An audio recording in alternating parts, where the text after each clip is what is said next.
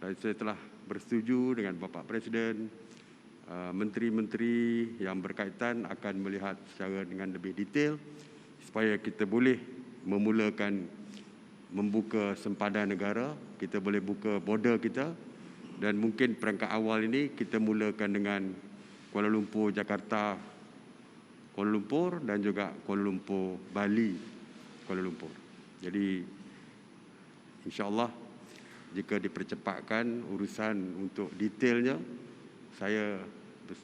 kita bersetuju tadi supaya joint statement akan kita buat untuk kita mengumumkan pembukaan border antara Malaysia dengan Indonesia.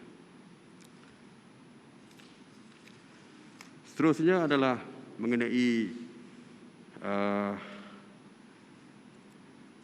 TKI ataupun tenaga kerja Indonesia di Malaysia. Saya memberi jaminan bahawa kebajikan tenaga kerja Indonesia di Malaysia akan kita jaga sebaik-baik mungkin, dan beberapa perubahan telah pun dilaksanakan di Malaysia. Sebagai contoh dari segi perumahan, iaitu kita telah pun membuat pindaan kepada Akta Standard Minimum Perumahan, Penginapan dan Kemudahan Pekerja 1946, yang mana pindaannya telah diluluskan di Parlimen supaya kita dapat memberikan perumahan yang selesa kepada setiap pekerja di negara kita, termasuk pekerja-pekerja daripada Indonesia.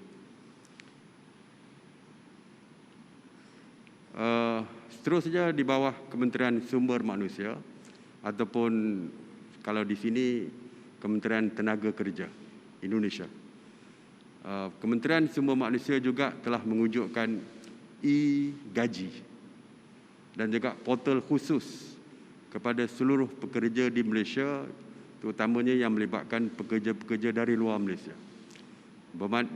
Iaitu jika ada isu yang berkaitan dengan kelewatan membayar gaji ataupun segala isu yang berkaitan dengan pekerja-pekerja yang tidak berpuas hati dengan layanan yang diberikan oleh majikan mereka ataupun employer mereka, mereka boleh terus membuat aduan direct kepada Kementerian Sumber Manusia.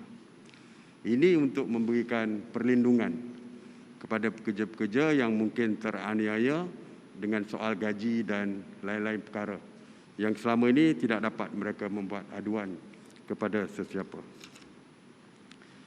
Selain daripada itu, saya dan Bapak Presiden mengambil maklum tentang kemajuan proses bagi memuktamadkan MOU pengambilan dan perlindungan perkhidmatan domestik Indonesia di Malaysia antara Kementerian Sumber Manusia dan Kementerian Tenaga Kerja, dan saya telah pun memberikan jaminan kepada Bapak Presiden bahawa kita akan menyegerakan penandatanganan MOU di antara Kementerian Sumber Manusia dan Kementerian Tenaga Kerja di Indonesia.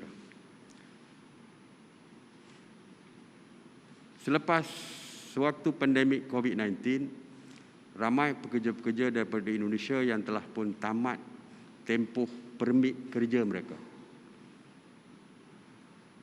Jadi kalau mengikut undang-undang immigration, mereka tidak boleh berada di negara kita. Tetapi kita telah pun membuat keputusan untuk program rekalibrasi, iaitu kita membuat proses amnesti ataupun proses pemutihan supaya mereka yang ingin terus bekerja walaupun sudah pun tamat permit kerja mereka diberikan sambungan tanpa perlu pulang ke Indonesia, dan kita memberikan kebebasan untuk mereka memilih sama ada untuk teruskan bekerja di Malaysia ataupun pulang ke Indonesia. Jadi ini dapat membantu pekerja-pekerja yang telah pun tamat permit kerja mereka. Kita juga berbincang mengenai pelaburan penting dan strategik bagi Malaysia dengan jumlah 2 hala berjumlah 15.67 bilion pada tahun 2020